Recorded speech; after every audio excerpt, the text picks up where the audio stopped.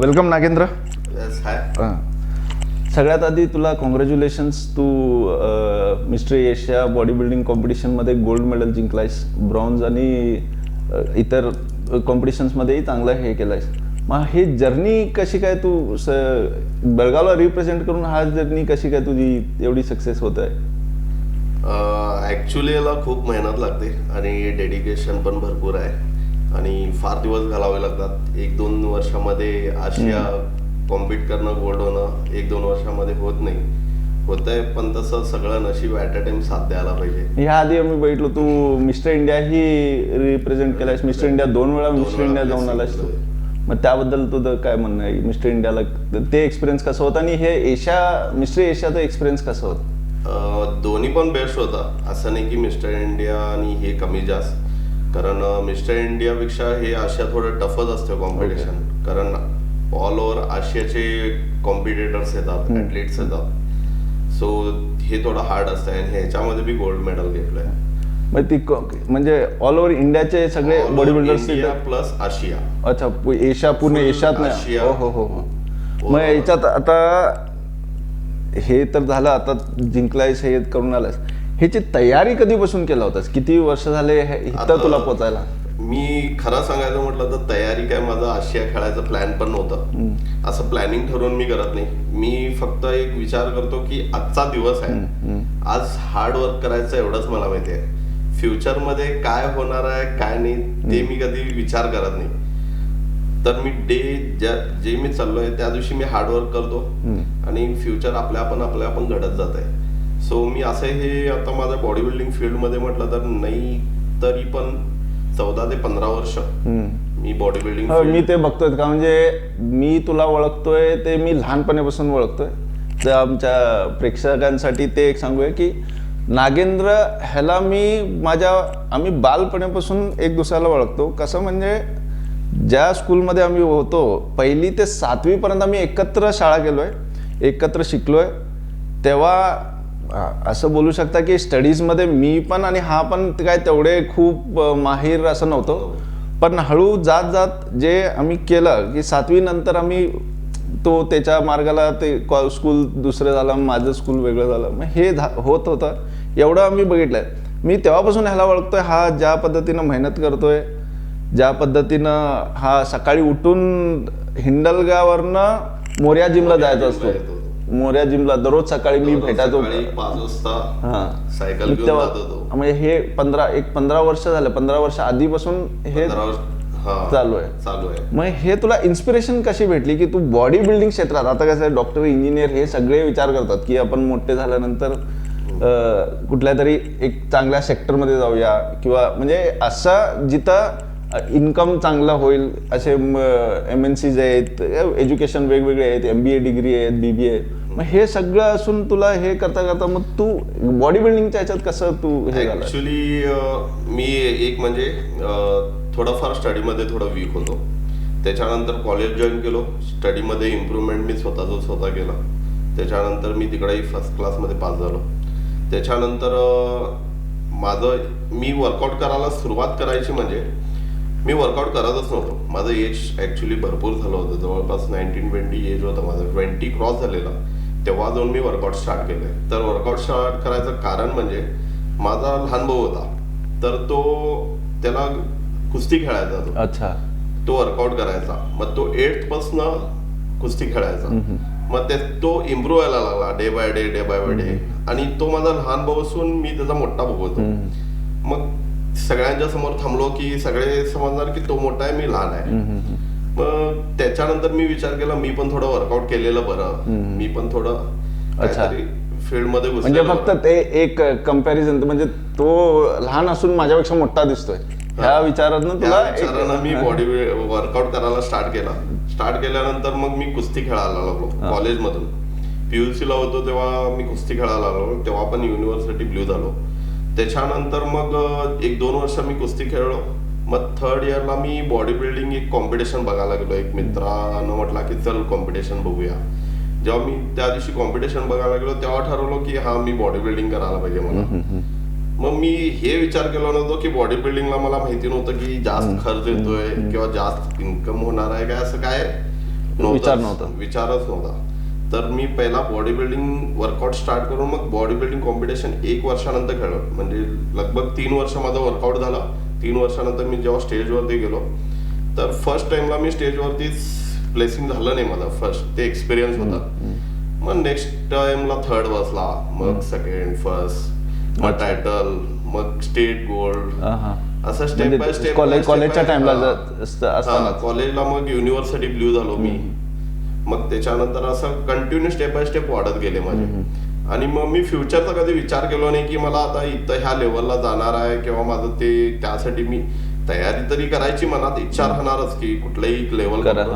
पण फ्युचर मध्ये काय होतं कोणालाच माहिती नसतंय. सो मी केव्हा पण ठरवतो आज करायचा, आज हार्डवर्क करायचा आहे, डाईट आहे म्हणजे आज करायला पाहिजे, एवढं खायला पाहिजे. मी त्या इंटेन्शन मी पूर्ण आपलं लाईफ करत गेलोय. मग जेव्हा तुला हे बॉडी बिल्डिंगचं हे झालं की तुला आता ह्याच्यात हे करायचं, मग तेव्हा असे विचार आले की मी करिअर म्हणूनच ह्याला पुढं करणार आहे की काय तुला असं हे झालेलं की बॉडी बिल्डिंग तर करतोय खरं करिअर म्हणून ह्याला घेणं किंवा दुसरं काही जॉब किंवा हे करणं हे कधी विचार आला ना? मी करिअर करायचं म्हणून कसं हे बॉडी बिल्डिंग मध्ये घुसलो म्हणजे जेव्हा मी PUC झालं माझं सेकंड इयर, मी डिग्रीला जॉईन केलो, युनिव्हर्सिटी ब्ल्यू झालं माझा. झाल्यानंतर काय झालं की मला डोक्यामध्ये सुचलं की मला आर्मीमध्ये किंवा रेल्वेमध्ये कुठं पण जॉब भेटू शकते. माझं डिग्री पण कम्प्लीट होत आहे आणि माझं बॉडी बिल्डिंगचं युनिव्हर्सिटीचं सर्टिफिकेट त्या इंटेन्शननं मी करत गेलो. मग पण त्यावेळेला युनिव्हर्सिटी ब्ल्यू राहून सुद्धा इंटर युनिव्हर्सिटीसाठी प्लेसिंग करून सुद्धा पण मला ते जॉब नाही भेटला. मी स्ट्रगल खाल्लं त्याच्यासाठी भरपूर, पण नाही भेटला. मग तसंच day by day me continue करत गेलो. माझं होतं स्वीट मार्ट होतं. स्वीट मार्ट मध्ये दिवसभर थांबत होतो शॉप मध्ये. सकाळी ते मी आम्हाला माहित आहे शेड्यूल फुल टाईट होतं. कॉलेज पण करायचो मी, परत वर्कआउट पण करायचो. त्याच्यानंतर माझं मी शाळा 10th झाल्यापासूनच मी दुकानमध्ये थांबतो स्वीट मार्ट. तर मी हार्ड वर्क करतच आलोय. मला वाटतं की मी सकाळी 4ला उठत होतो. 4ला उठून मी 5ला जिमला जात होतो. 5ला जिमला जाऊन 5 ते 6:30 7 पर्यंत वर्कआउट करत होतो. 7 नंतर परत कॉलेजला जात होतो. 10 पर्यंत कॉलेज करून 10:30 ते 11 म्हणजे परत शॉप मध्ये येऊन थांबत होतो. असं रात्री 10 पर्यंत शॉप मध्ये थांबत होतो. शेड्यूल असं टाईट होतं की मला झोपायला सुद्धा टाइम मिळत नव्हता. रात्री झोपायला 11:30-12 वाजत होते. तर 4-5 तास मी झोप घेतलेलो त्या टाइमला फक्त. ऍक्च्युली बॉडी बिल्डिंग करायचं म्हटलं तर झोप भरपूर पाहिजे, खाणं भरपूर पाहिजे, पण असं माझ्या लाईफ मध्ये नव्हतं. त्यामुळे थोडं लेट झालं माझा. पण स्ट्रगल मी करायचं कधी सोडलो नाही लाईफ मध्ये. कंटिन्यू माझं स्ट्रगल ठेवत गेलो. ते दिसतंय. आता तू मिस्टर एशियाला जाऊन कम्पीट करून तिकडे मेडल जिंकतोस म्हटलं तर हे तुझं स्ट्रगल दिसतंय. जेव्हा तू मिस्टर एशियासाठी गेलास, तिकडे गेल्यानंतर तिकडचं रिस्पॉन्स कसं होतं? जे ऑर्गनायझर्स होते किंवा हे होतं, तू इथून गेलास, मग त्यांचं रिस्पॉन्स कसं होतं? का म्हणजे इथून ह्या भागातनं मला वाटत नाही कोणी खूप लोक गेली होती. बहुतेक तू एकटाच होतास, बेळगाव रिप्रेझेंट करणारा तू एकटाच होतास. ते फिलिंग कसं होतं आणि तिकडचा रिस्पॉन्स कसं होतं? ऍक्च्युली एक हे कॉम्पिटिशन दिल्लीमध्ये मागच्या फेब्रुवारी 24ला झालं कॉम्पिटिशन. त्याच्यापूर्वी 23 डिसेंबरला बेंगलोरमध्ये बेंगलोर प्रो शो होता. स्टेट लेवल कॉम्पिटिशन होता आणि त्याच्यामध्ये प्रो कार्ड होतं. ते पण ऑल ओव्हर चॅम्पियनशिपला, म्हणजे ऑल ओव्हर मध्ये कोण टायटल मारताय त्याला एकट्यालाच होतं ते. मग तिकडं मी स्टेट लेवल मध्ये टायटल मारला. म्हणजे बँगलोरला जिथं जे होतं तिथं टायटल जिंकला. शो मी टायटल घेतला. मग तिथं मला प्रो कार्ड भेटला. जेव्हा मला प्रो कार्ड भेटला तेव्हा मी आशिया कॉम्पिट करायला एलिजिबल झाला. तर आशिया खेळायचं म्हटलं तर कोण पण जाऊन खेळतो म्हटलं तर नाही भेटत खेळायला. तर त्याच्यात सिलेक्टेड असतात. प्रत्येक स्टेट मधून एकटाच असतोय. हो, म्हणजे तू पूर्ण बेळगावात नाही, पूर्ण कर्नाटक स्टेट मधून, ऑल ओव्हर इंडिया मधून हर एक स्टेट मधून एकटाच मुलगा. त्याला प्रो कार्ड भेटणार, तो तिकडे कॉम्पिट करू शकणार. परत ऑल ओव्हर आशिया पण सेम, जसं इंडियामध्ये असतं तसं आशियामध्ये पण सेम, की तिथनं पण ज्यांना भेटणार प्रो कार्ड वगैरे त्यांनी आशिया खेळायला येणार. सो टॉप बॉडी बिल्डर असतात की जेणेकरून असं कोणी पण खेळताय आणि त्याच्यामध्ये प्लेसिंग करण्यासारखं नसतंय. बॉडी बिल्डर सगळे मेहनत केलेले आणि सिनियर्स असतात, 10-15 वर्ष केलेले असतात. त्याच्यामध्ये मग मी 75 kg खेळलो कॉम्पिटिशन. तिकडं दिल्लीमध्ये होता. मग तिकडं मी गोल्ड झालो. गोल्ड, परत ब्रॉन्झ आणि किती जे झालो मी ते मेन्स क्लासिक मध्ये झालो. ते मला कधी कॉम्पिटिशन खेळून माहिती नव्हतं. ओके. फर्स्ट टाइमच मी कॉम्पिट केलो. कसं पण मी जायलोय तिथे एक कॅटेगरी होतं. अच्छा, हे वेगळं सेक्शन ते बॉडी बिल्डिंग माझं गोल्ड झालं. त्याच्यानंतर ते वेगळंच होतं. अच्छा. ते थोडं पोझिंग डिफरंट असतात. बॉडी बिल्डिंगच पण पोझिंग वगैरे त्याचं सगळं स्टाईल डिफरंट आहे थोडं. तर त्याच्यामध्ये मी कधी खेळलो नव्हतो. फर्स्ट टाइमच खेळलो. म्हणजे जायलोय कसं पण खेळूया. मग खेळल्यानंतर ऑलरेडी मी फॉर्म मध्ये होतो म्हणजे चांगलं दिसतं. मला पोझिंग परफेक्ट नव्हते ना तर मी वन साइड तिकडे सुद्धा गोल्ड झालो असतो. माझं पोझिंग थोडं वरती खाली झाल्यामुळे मी तिथं ब्रॉन्झ झालो. त्याच्यानंतर ते झाल्यानंतर परत प्रो शो होता तिथं. प्रो शो म्हणजे काय, प्रो कार्ड होल्डर म्हणजे वर्ल्ड मध्ये फक्त आशिया नाही, ऑल ओव्हर वर्ल्डचे बॉडी बिल्डर्स होतात. ते पण वेगळं होतं. आणि ते पण वेगळं होतं कॉम्पिटिशन. मग त्याच्यामध्ये परत मी ब्रॉन्झ झालो. असे 3 कॉम्पिटिशन त्या एकाच स्टेजवरती मी खेळलो. मग ते 3 खेळल्यानंतर एक्साइटमेंट लेवल कशी होती? आणि जसं माझं प्लेसिंग झालं तसं मी फार खुश होतो. आम्ही बघितलं तुझी मुलगी छोटीशी आहे, ती ही स्टेजवर आली होती, तुझे मिसेस ही स्टेजवर आले होते. मग त्यांचं रिॲक्शन कसं होतं? मुलीचं रिॲक्शन कसं होतं? फार हॅपी होतो. मुलगी पण एवढी खुश होती की फारच खुश होती की मी नेमकं त्याच काळात तुझा बर्थडे पण बहुतेक बर्थडे पण तेव्हा बिफोर माझा 22 ला बर्थडे होता. तर मी बर्थडे दिवशी मी ट्रेन मध्ये होतो, ट्रेनच्या जर्नी मध्ये होतो. तर त्या ट्रेन मधूनच जे विशेष येत होते. ऍक्च्युली मी रेंज मध्ये राहत होतो, नाही राहत होतो, कॉल्स येत होते. मला कॉल वरती बोलायला होत नव्हतं कारण रेंज नसल्यामुळे. तर जसं जसं टाइम भेटल तसं तसं मी रिप्लाय देत गेलोय. फार जणांना चुकलंय सुद्धा मी रिप्लाय द्यायचा. कारण आता तू देऊ शकतोस. आता हे थँक्यू सगळ्यांना की जेणेकरून मला विशेष केले. त्या टाइम मध्ये मी देऊ शकलो नाही, थँक्यू म्हणू शकलो नाही. सो आत्ताच थँक्यू म्हणतो मी तुम्हाला त्याच्यासाठी. आता हे आमचे लोक तर आता खूप आमचे व्ह्युअर्स आहेत, एकत्र सगळ्यांना तू थँक्यू बोलल्यासारखं झालं. ते एक.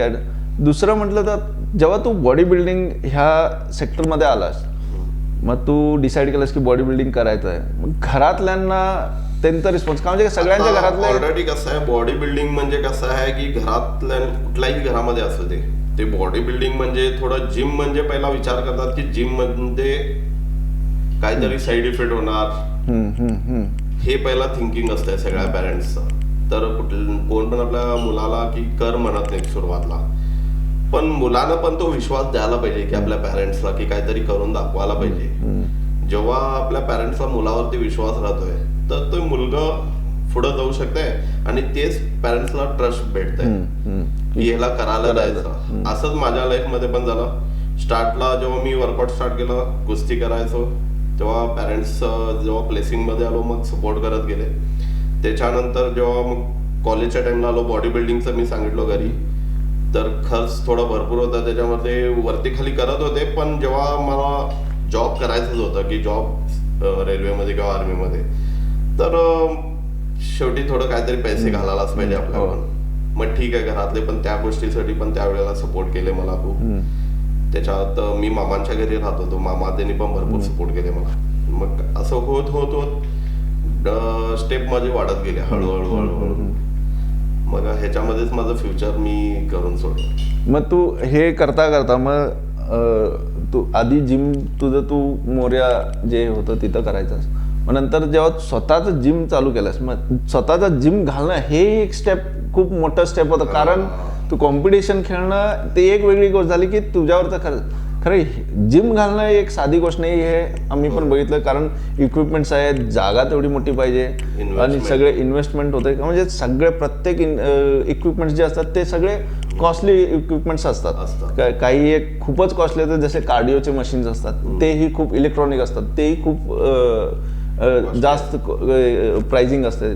मग हे सगळं हे कसं तू स्टार्ट केलं? ऍक्च्युली मी 2003 ला माझा 10th झाला. इव्हन तुझं पण 10th 2003 ला झालंय, कारण तू क्लासमेट होतास. परत त्याच्यामुळे मग मी 2003 पासून मी जिम ओपन केलंय 2015 ला. ओके. तर मी 12 वर्ष पहिला दुकानमध्ये काम केलंय, स्वीट मार्ट मध्ये. तर जेवढे पैसे मला भेटायचे ते मी थोडे थोडे थोडे जमा करत होतो. त्याच्यानंतर काय आलं प्रेड की माझं लग्न करायचं. तर 2015 ला मी लग्न केलं. त्याच्यावर पण लग्नाचं पण स्टोरी त्याच्यावर पण बोलायचं मला. मग तिथं पैसे ऍक्च्युली जेवढे मी जमा केले होते ते लग्नामध्ये निघून गेले. तर माझ्याकडे काहीच नव्हते पैसे. मग मला काय होतं की जेव्हा माझं स्वीट मार्ट होतं त्याच्या अगोदर कसं होतं की खूप रश व्हायचं, चांगलं चालायचं स्वीट मार्ट. मग नंतर डिवायडर झालं असं रोडच्या मध्ये. मग डबल रोड झाल्यामुळे तिकडचे लोक इकडे उतरून यायला बघत नव्हते. त्याच्यामुळे थोडं बिझनेस कमी जास्त व्हायला लागला. मग मामानी मला आणि माझ्या भावाला शॉप दिलेलेच पूर्ण. मग त्याच्यानंतर मी डिसाईड केलं की भावाला शॉप द्यायचा आणि मी काहीतरी side by side business start करायचा. मग माझं जिम घालायचा प्लॅन होता 4 वर्षाच्या पूर्वी त्याच्या. पण ते टाइम कधी जुळून आला ना, तर मग शेवटी इकडं तिकडं लोनला अप्लाय केलं बँकला. मग त्याच्यात एक मामा परत असेच फ्रेंड सर्कल थोडे सपोर्ट केले, थोडे पैसे दिले मला. त्यांना मी 1-2 वर्षानंतर रिटर्न दिलो. असं करून पहिला जिम मी स्टार्टअप करून माझं बिझनेस हळूहळू त्या लेवलला आणून मी आता इकडपर्यंत बॉडी बिल्डिंग करायला. अजून पण मला स्ट्रगल आहे, असं नाही की मी वेल सेट आहे. लाईफ मध्ये कधी तरी एक थोडंफार आता एवढं आले की आपण थोडं आता रिलॅक्स आहे. पण स्ट्रगल तर असणारच आहे, ते तर स्ट्रगल कंटिन्यू असणार. आता लगभग धरून चला की 2003 ला मी जेव्हापासून वर्क करतो तर आता 2023 होऊन आता 24 स्टार्ट झालं. 20 वर्ष झालं कंटिन्यू हार्डवर्क केलंय नॉनस्टॉप. तर मग ह्याच्यामध्ये तू झालं तुझं करिअर, तू स्टार्ट केलास, कॉलेज केलास, मग कॉम्पिटिशन, मग बॉडी बिल्डिंग.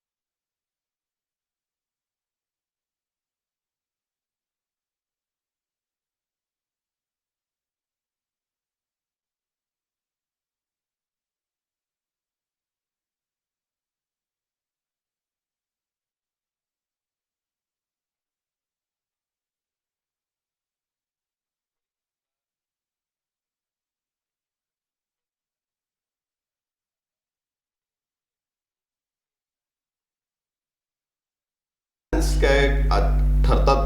कॉम्पिटिशन तर पुढे राहणार, मिस्टर वर्ल्ड राहणार किंवा आशिया परत होईल, मिस्टर इंडिया होईल. कॉम्पिटिशन डिस्ट्रिक्ट पण होणार, स्टेट पण होणार, हे कॉम्पिटिशन चालत राहणार. तर आपलं एम मी काय समजतो की मी मगाशी म्हटलो की हार्डवर्क करणे, डे बाय डे. तर आजचा दिवस आहे, उद्या काय होतंय ते विचार करण्यापेक्षा आज आज काय? वर्कआउट तसा हार्ड वर्क स्वतःला देणे आणि तशा प्रकारे डाएट वगैरे ठेवून आपला दिवस घालून मग next हे day ला- डाएट प्लॅन वगैरे जे होते तुझं डाएट, ह्या टाइमला कुठं तुला जर जायचं असेल, कुठे इन्व्हिटेशन्स असतील, कुठे जायचं असतील की तू डाएट करतोस, मग काही खूपच क्लोज फॅमिली असतात, जे काही प्रोग्राम्स असतात, हे सगळे चालत असतात. ह्याच्यामध्ये हे पण कसं मॅनेज होतं डाएट करताना? तू का म्हणजे बाहेर गेलास की तू काही खाऊ शकत नाहीस, हो. मग दुसरं काही ऑइली खाऊ शकत नाहीस, स्वीट खाऊ शकत नाहीस, मग हे सगळं डाएटचं एक हे पण आहे. मग हे सगळं कसं मॅनेज करतोस? आता एक तरी फंक्शन्स असतात, फ्रेंड सर्कल किंवा फॅमिली फंक्शन्स असतात, मग त्यावेळेला काय करतो मी, माझा टिफन कॅरी करतो, लॉंग रूट असलं कॅरी करतो, मी स्वतः गाडीमध्ये बसून खातो किंवा कुठं आउटसाईडला बसून खातो. जर नाही तर असं कुठं तर ठिकाण आहे की जेणेकरून मी फॅमिलीला घेऊन जालोय, त्यांना काहीतरी खायचं आहे, तर त्याच टेबलवरती बसतो, मी माझं डाएट फूड खातो, त्यांना जे पाहिजे ते देतो. हे असं चालत खरं हे राहतंय, सगळं- मॅनेज करत राहतो, कसं टाइम वाईज डिपेंड मॅनेज करत असतो. मग हे पण तुला डाएट कधी मिस नाही करत, हा, कारण ते- डाएट मोस्ट इम्पॉर्टंट आहे बॉडी बिल्डिंग मध्ये. जेव्हा तो आता डाएट तर झाला, डाएट सोबत काही हेल्थ इश्यूज पण कधी हेल्थ इश्यूज असे फेस काही तुला करायला लागतात? फेस करायला लागतात, पण फार कमी करायला लागतात, कारण बॉडी बिल्डिंग आम्ही वर्कआउट करतो, त्या प्रकारे डाएट ठेवतो, त्याच्यामुळे आम्हाला हेल्दी राहतो आम्ही. सो आम्हाला जास्तीत जास्त नॉर्मल पर्सनपेक्षा आम्हाला जरा हेल्थ प्रॉब्लेम नसतात, इश्यू नसतात, हेल्थ इश्यू नसतात, कारण आम्ही ऑलरेडी खाऊन पिऊन मग fit असतो. अप टू असं time to time doctor visit ही तुझं हा, हे चालू आमचा करून घेत असतं? असतो मी 6 हेल्थ महिन्यातून चेकअप, एकदा हेल्थ चेकअप ब्लड चेकअप करून घेतो सगळे 6 महिन्यातून एकदा किंवा वर्षातून 1-3 वेळा तरी असं कधी कधी करतो, आपल्या टाइम प्रकारे डिपेंड ठेवून. मग कधी असं प्रॉब्लेम जास्तीत जास्त येतात नाही, आणि जरी आला तरी पण आम्हाला मॅनेज कसं करायचं ते डाएट फूड मध्येच आम्ही मॅनेज करतो. आम्ही मेडिसिन्स वगैरे घ्यायला जात नाही, आम्ही डाएट फूड मध्ये बरोबर त्याला लेवल आणून टाकतो. आणि एक गोष्ट मला तुला विचारायची होती, तू रुद्रा हे तुझं जिम आहे, जिम आहे हिंडलगात, रुद्रा नावाचं जिम आहे. जेही त्या भागातले जे अजून जिम जॉईन नाही केले असतील त्यांनी तिकडे जाऊन जॉईन करू शकतात. ते तुम्हाला चांगले ट्रेन करतील, ते डाएटबद्दल सांगतील, हेल्थ कसं मेंटेन करावं तेही सांगतील. सगळं जे तुम्हाला इन्फॉर्मेशन हवं असेल तुम्ही जाऊन डायरेक्ट व्हिजिट करू शकता आणि भेटू शकता. पुढचं प्रोसेस ते तुम्हाला समजून देतील. तू रुद्रा क्लासिक किंवा रुद्रा कॉम्पिटिशन ही ऑर्गनाईज Organize करतो करतो. हिंडलगा क्षेत्रात किंवा ग्रामीण भागातले. मग ह्याला कसं, मग त्या भागातली मुलं जे आहेत जे कॉम्पिटिशन किंवा असे इंटरेस्टेड असतात, मग त्या लोकांचं कसं रिस्पॉन्स आहे जिमला घेऊन आणि एक्सरसाइज किंवा वर्कआउट आणि बॉडी बिल्डिंगसाठी? ऍक्च्युली मी त्या साईडला बेळगाव मधून म्हटलं तर ग्रामीण भाग पडते आमच्या हिंडलगा, तर त्या बाजूला मी मला वाटतं ग्रामीण भागामध्ये आमच्या साईडला तरी मी एकटाच मुलगा आहे तिथे, जेणेकरून डिस्ट्रिक्ट आणि नॅशनल परत आशियापर्यंत पोहोचणारा मी एकटाच मुलगा आहे. सो माझ्याकडे येतात मुलं, मी त्यांना चांगला ट्रेन करतो आणि त्यांना टोटली फ्रीली सांगतो मी कसं करायचं कसं नाही. परत त्यांनी माझ्यावर ट्रस्ट तेवढा ठेवतात आणि तेही सुद्धा चांगल्या स्टेप बाय स्टेप त्यांचा पण वाढालाय की त्यांनी पण डिस्ट्रिक्टला प्लेसिंग करता करता स्टेटला करायला, स्टेट करता करता आता नॅशनलला करायला बघायला. मग आता तुझ्या जिम तर्फे किती मुलं आहेत असे, म्हणजे जे कॉम्पिटिशन्सला जाऊन चांगल्या पद्धतीनं परफॉर्मन्स केलेले असे किती स्टुडंट्स आहेत तुझे? माझ्या अंदाजान माझ्या लाईफ मध्ये स्टुडंट्स तरी भरपूर येऊन गेले, मला काय त्याचा अंदाज पण 1000च्या वरती येऊन गेले असेल, जेणेकरून बॉडी बिल्डिंग फील्ड मध्ये येऊन गेले. तर मी सगळे स्टुडंट एकसारखे नाही, कोण 6 महिने करताय, कोण वर्ष करताय, परत ते डाएटला कंटाळतात, कारण ते सोपं गोष्ट नाही, इझी नाही, बॉडी बिल्डिंग करणं इझी नाही आहे, त्याला खूप मोठं डेडिकेशन पाहिजे, एक हार्टला दगड बनवायला पाहिजे, तेव्हा जाऊन हे सगळं काय होतंय. सो त्याच्यामध्ये असं जास्तीत जास्त कोण रेग्युलर नाही होत, एक थोडेच मुलं आहेत, एक 2-3 आहेत जेणेकरून ते रेग्युलर करतात. हे एक असा प्रोफेशन आहे बॉडी बिल्डिंग, जेपर्यंत मी वाचलंय किंवा खूप सारे प्रोफेशन्स आहेत जे शिकल्यानंतर त्याला एका खुर्चीवर बसले, एका चांगल्या पोस्टवर आले, ते बसून असतात, त्याच्या खाली लोक काम करतात, त्याने इन्कम करत असतात, त्यांचा मेहनत स्ट्रगल तिथपर्यंत होऊन सगळ्यांचं आहे, स्ट्रगलच आहे, पण तिथपर्यंत जाऊन ते थोडं एक रिलॅक्स मोडवर असतात आणि त्यांचं बाकी सगळं काम चालू असतंय. मग त्यांचं इन्कम होत असतं हे याचं. बॉडी बिल्डिंग एक असं मी वाचलेलं आहे ह्याच्यात, ते स्टार्ट ते धरून सक्सेस कंटिन्युअसली सक्सेस ठेवायला ही बॉडीला त्रास द्यावा लागतो. खूप वर्कआउट कंटिन्युअसली वर्कआउट केलं तरच हे म्हणजे हे केवढं सक्सेस मी आता झालोय बॉडी बिल्डिंगमध्ये, मी पुढं पण असं नाही, पण त्याच्यावर पण हे कसं कंटिन्युअसली हे त्याचं कसं हे होतं. माइंडला सेट करणं फार मोठी गोष्ट आहे. कारण जेव्हा आता मी माझं धरून चालतो की मी 3 वर्ष झाले डाएट वरती आहे, तर मी डाएट मिस नाही करत. ते कॉम्पिटिशन असू दे न असू दे, अच्छा, किंवा कॉम्पिटिशन पुढे हाय म्हणून करायचं मी त्या अंदाजानं नाही करत. स्वतःला फिट ठेवायचं, स्वतःला हार्ड बनवायचं, आणि फ्युचर आपणच घडतंय. मग आता पुढचे गोल्स काय आहेत तुझे? माझे गोल्स असणार माइंड मध्ये आहेत की वर्ल्ड खेळायचा, आशिया खेळायचा, परत राहणार गोल्स. बघूया पुढं काय काय होत आहे. ते तर होईलच. आता आत्ताच्या जनरेशनला तुझं काय मेसेज आहे की यंग जनरेशनला? माझा मेसेज आहे की कारण आताची मुलं खूप बिघडायला लागले, तिकडं वाईट व्यसन लावून घेतात. दारू प्यायचं, सिगरेट प्यायचं, परत ड्रग्स वगैरे घ्यायचं. मग ह्या गोष्टीमधून नंतर एन्जॉयमेंट मध्ये बघायचं, वीकली पार्टीज, परत आउटिंगला जायचं वीकली, असं करून पूर्ण आपली लाईफ वेस्ट करतात. हे लाईफ वेस्ट करण्यापेक्षा ठीक आहे, पार्टी करा, एन्जॉय करा, ठीक आहे, पण त्याला पण 1-2-4 महिन्यातनं कधीतरी एकदा किंवा 6 महिन्यातनं एकदा असं द्या. त्याला पण उत्सुकता राहील की पार्टी करायला किंवा एन्जॉयमेंट करायला. आत्ताच्या टाइममध्ये, ह्या टाइममध्ये हेल्थ किती इम्पॉर्टंट आहे? हेल्थ मला वाटतं 95% हेल्थ इम्पॉर्टंट आहे. 5% फक्त पैसा काम करतोय. तुमच्याकडे किती पैसा असला आणि काहीतरी मोठं हेल्थ इश्यू झाला, तुम्ही किती पैसा दिला तरी तुम्ही जगू शकणार त्यावेळेला. मग त्यावेळेला हेल्थच इम्पॉर्टंट करणार. मग त्याच्यासाठी आपण काय करायला पाहिजे की एक तर वर्कआउट करत पाहिजे, डेलीचं चांगलं खाणं पाहिजे, बाहेरचं ऑइली फूड्स वगैरे, चायनीज आयटम वगैरे जरा अवॉइड करून आपलं घरामध्ये बनवून हेल्दी फूड खाऊन चांगलं म्हणजे हेल्थ ठीक राहायला पाहिजे. मग आता ह्याच्या पुढं आता येणारे काही आता सध्याला तुझं काय चालू आहे?